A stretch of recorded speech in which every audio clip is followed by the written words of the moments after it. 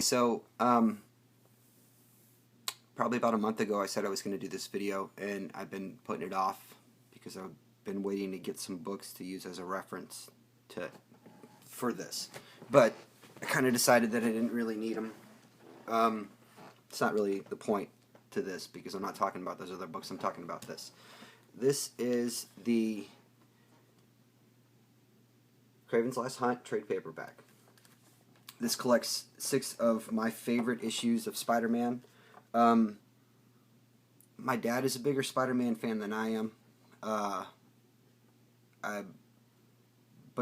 But this is what got me hooked. For a while, I enlisted in the Air Force and I got stationed in Louisiana, and I didn't take any of my comics with me. And this was like the thing that stayed with, like, man, I wish I could find another copy of this and reread it. But as far as comic stories go, you have, everybody loves The Watchmen. There's been a lot of talk lately, at least on YouTube, about Planetary. Everybody has those books that resonate with them. I'm a big Preacher fan. I really liked Grant Morrison's stuff on Doom Patrol. Tom Strong. I could go on and on about all these things that have clicked for me. But this is my favorite trade paperback. And I'm glad they did it in a trade paperback. Not that any of these issues are very expensive. I think the most I've seen any single issue of this go for is like $6 or $7. I mean, most of these you can find in not the dollar bin, but for like $2, $2.50, that kind of thing. You can pick them up pretty cheap on eBay. But Kraven's Last Hunt started in Web of Spider-Man 31 with this amazing My Exec cover. My Exec did all the art. J.M. DeMatteis did the writing. It was inked by Bob McLeod. This is Amazing Spider-Man 293. Another awesome cover.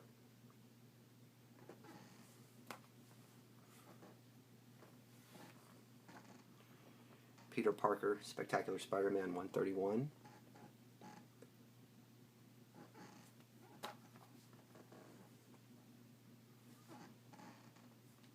Web of Spider-Man 32. I mean, look at that.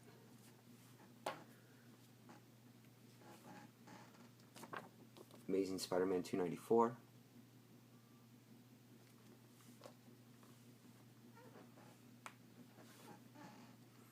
And it finished up in Spectacular Spider-Man 132. Another awesome cover. Okay, so single issues out of the way.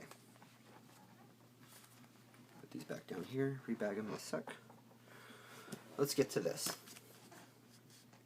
Kraven's Last Hunt. If you guys aren't a Kraven fan, this book will definitely change that for you. If you are a Kraven's fan, this book will reinstate why you are a Kraven's fan. If you like Spider-Man, this is for you. If you like just awesome self-contained stories, this is definitely for you.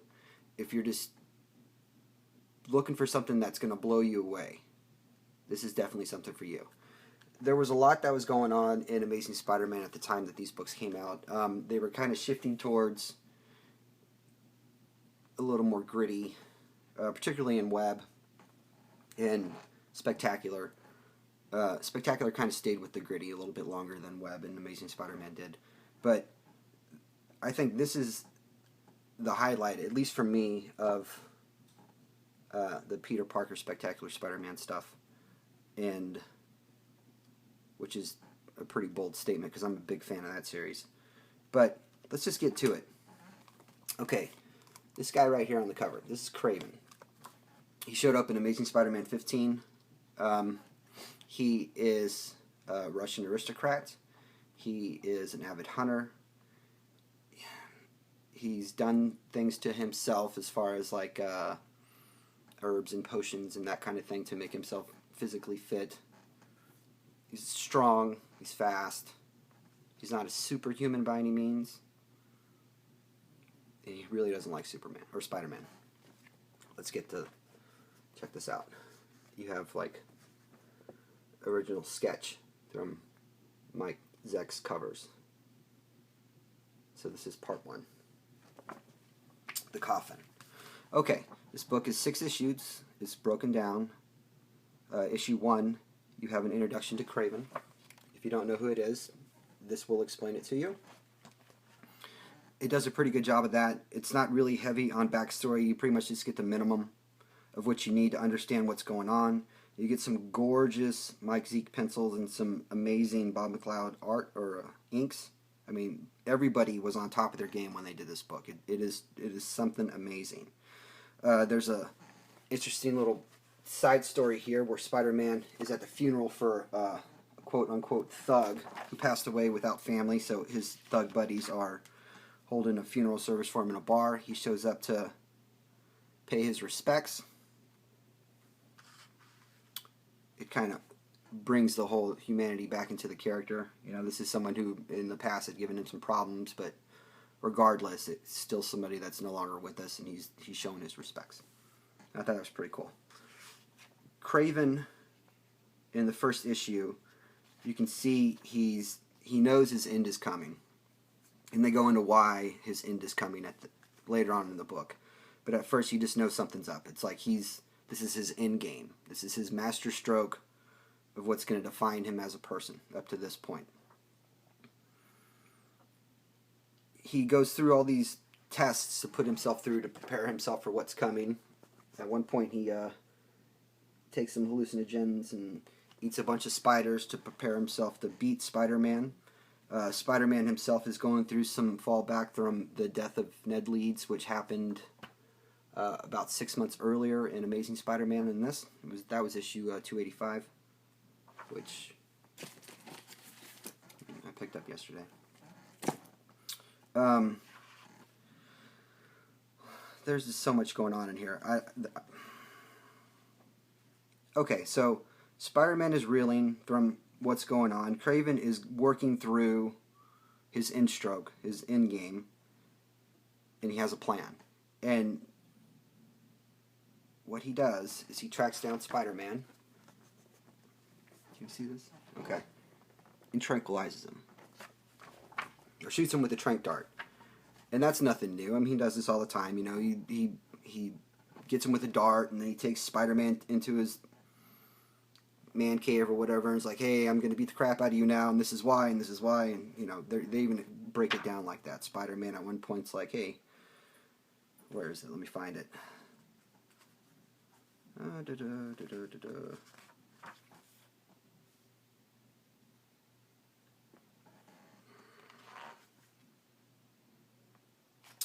Right. He's going to pack me off to some secret hideout, spend a couple hours ranting and raving, and while he does, I'll find a way to beat his smirking face right into the... And then rather than just, you know, Kraven hauling off Spider-Man, he pulls out a rifle. And you're like, okay, Spider-Man's freaking out. He's like, man, a rifle? That's not your style. What are you doing? Kraven's like, my honor will be restored. Point blank, bam.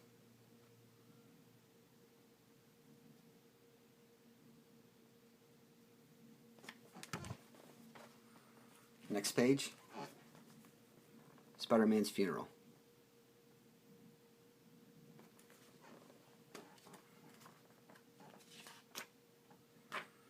Kraven buries Spider-Man. He's a little remorseful, and then he starts laughing. Because now he knows he has work to do. That's the end of chapter 1. This is really good.